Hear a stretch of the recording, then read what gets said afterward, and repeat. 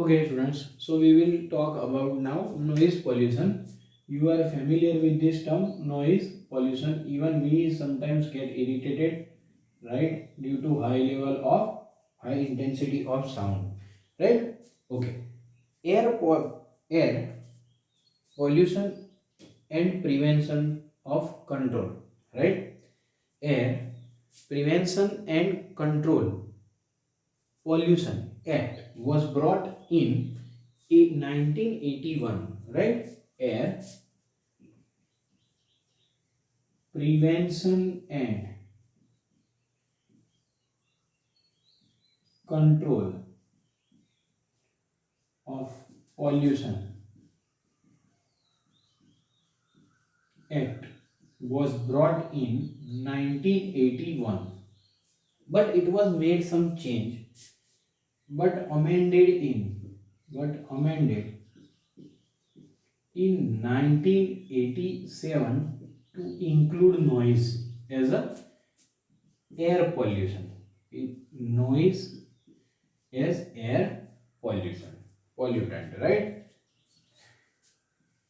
Okay, so noise was also included in air pollution. So remember, the Air Prevention and Control of Pollution Act came in 1981, but it was amended in 1987 to include noise. Now, what is noise? Someone asks you, what is noise? So noise is an undesirable high intensity of sound, right? Or unnecessary high intensity of sound. Undesirable high intensity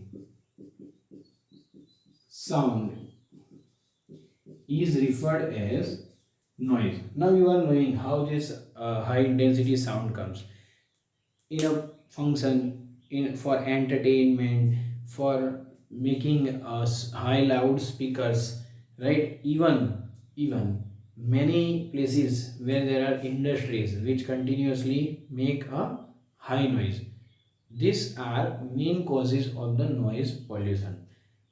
Now we must reduce. Why? Because if we think high sound, high intensity sound, right, of 150 decibels, right, 150 decibels high intensity sound of which comes from a jet plane or a rocket, right, etc.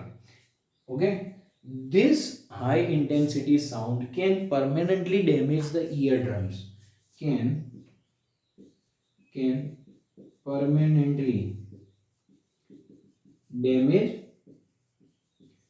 eardrums, and as well as chronic exposure, like that is long term exposure of low intensity sound, not high intensity. I am talking about the low intensity sound. Chronic exposure of low intensity sound,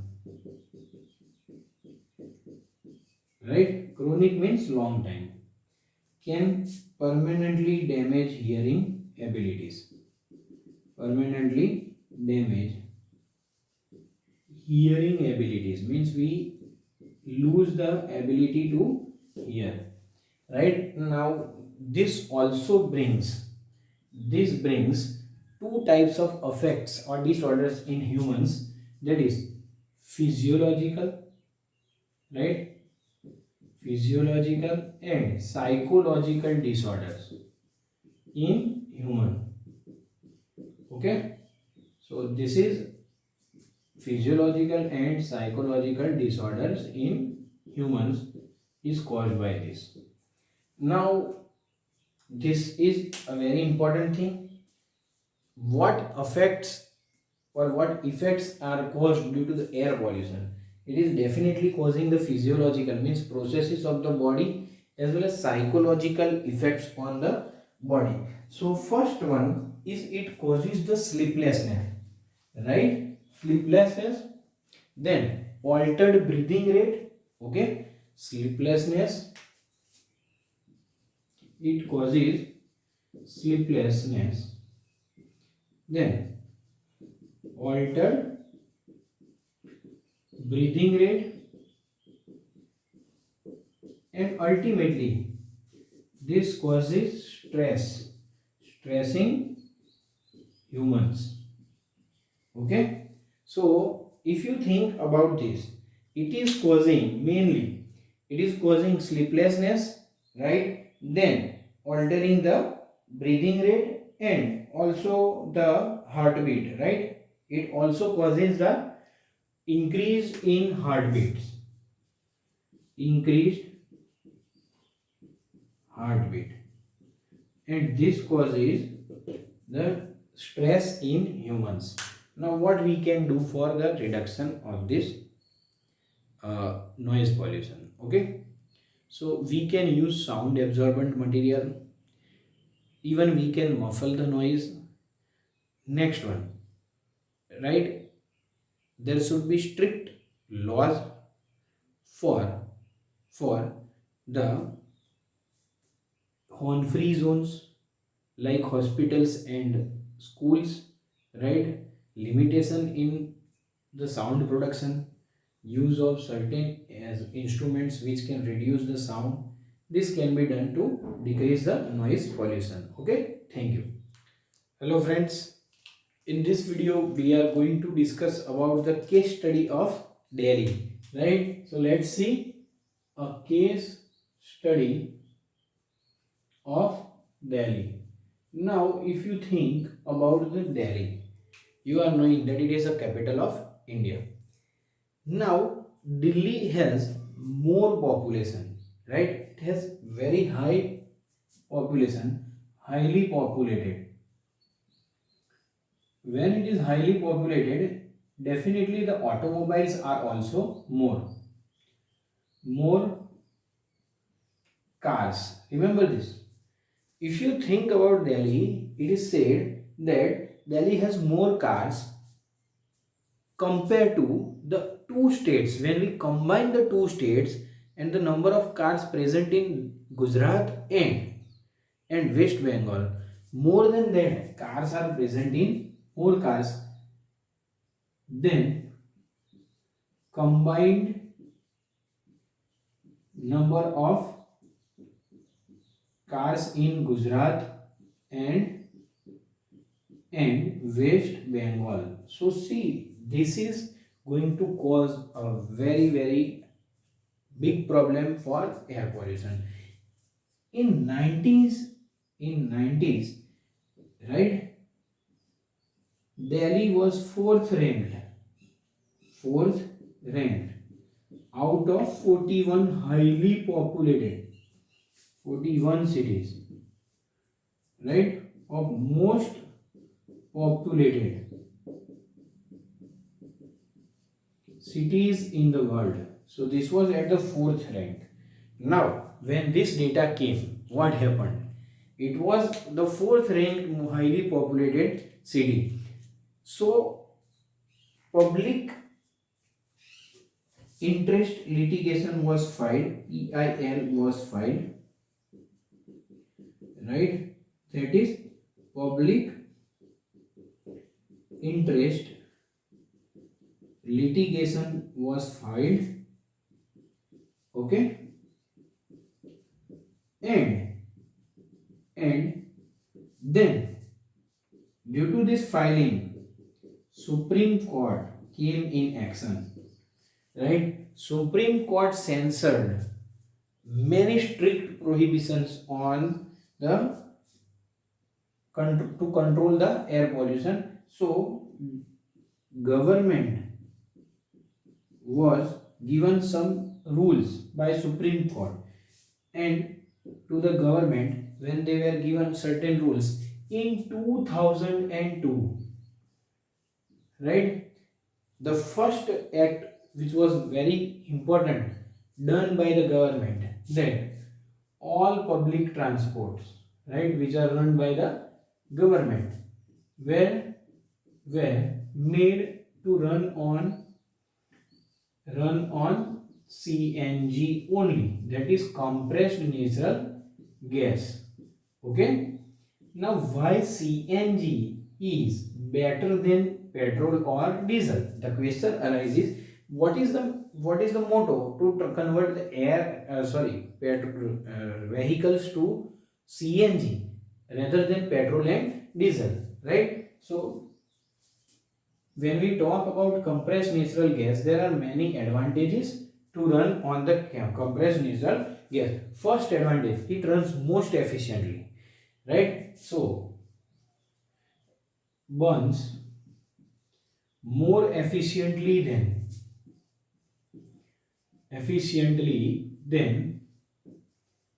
petrol and diesel. First one is it more efficiently burns than petrol and diesel. Second is it cannot be adulterated.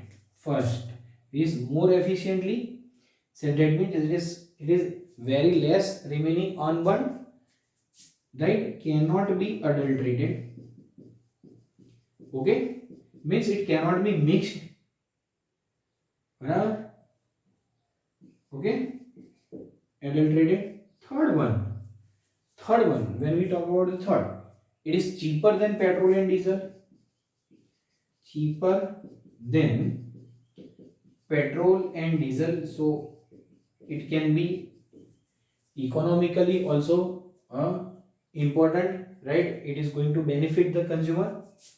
Last one is then it cannot be siphoned or by thieves, means cannot be stolen, right? It cannot be siphoned. Okay. Now the problem related to the CNG is that there is a problem to deliver at all the places for because to lay the pipelines, right? The problem which is faced is to lay the pipelines. What other things? This was the first one, that use of CNG. Now what other things are done to control the pollution in Delhi? So this is the advantage of the CNG, and as I said that there is a difficulty in laying the lines, that is the disadvantage. Now second thing, what are the other things which can be done and which has been done in Delhi? That is lead free petrol and diesel. Lead free petrol and diesel. Third one is low sulfur in petrol and diesel. In petrol and diesel. Okay. Then fourth one is using catalytic converter. Okay. And strict norms, strict vehicular norms, that are laws. Okay. Then phasing out old vehicles. If the old vehicles are still running on the roads, that is definitely going to create a pollution. So sixth one is phasing out old vehicles. Okay. So these are the steps taken in the Delhi to control the air pollution. Now we are going to discuss about the norms which has been formed to control the air pollution. Okay. Now for controlling the air pollution, certain vehicular norms have been created by the government. First one is auto fuel policy. Auto fuel policy was formed to control the two things. First one, to reduce sulfur. First one was to reduce sulfur and aromatic content. Right? These two things, reduction. For that, a policy was formed which was referred as auto fuel policy. This auto fuel policy was to reduce sulfur and aromatic content. Now, more stringent laws means strict laws were formed in Euro 3 norms, right? More stringent laws in Euro 3 norms that sulfur and aromatic content should be sulfur and what should be the amount of sulfur per parts per million and what should be the percentage of aromatic content. That was strictly said in the Euro 3 norms that sulfur in case of petrol and diesel, in case of petrol and diesel, in petrol it should be 150 parts per million and in diesel it should be 350 parts per million, not more than this, right? Okay. Same way, aromatic content should be at 42% only. Okay, students. So this is the first thing, that sulfur in the petrol should be at 150 parts per million and diesel should be 350 parts per million and the amount of aromatic content is only 42. But goal is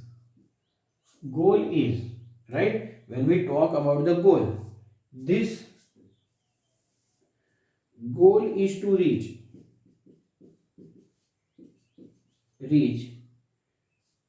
this both at 50 parts per million.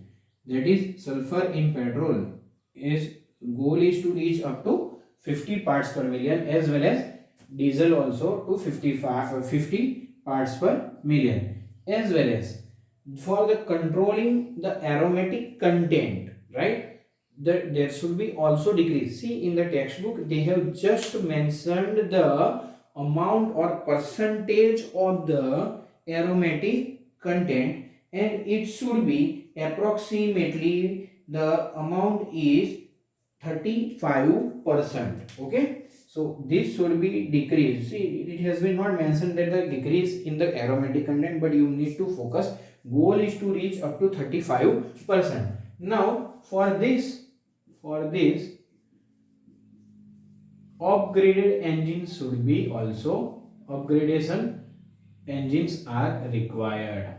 Okay, so upgradation in engines are also done. Now there are certain laws, right, that is Euro 2, that is Bharat, right, but these laws are not now applicable. Now Bharat stage 4 is nowadays applicable everywhere. Which law is applicable? Bharat stage 4.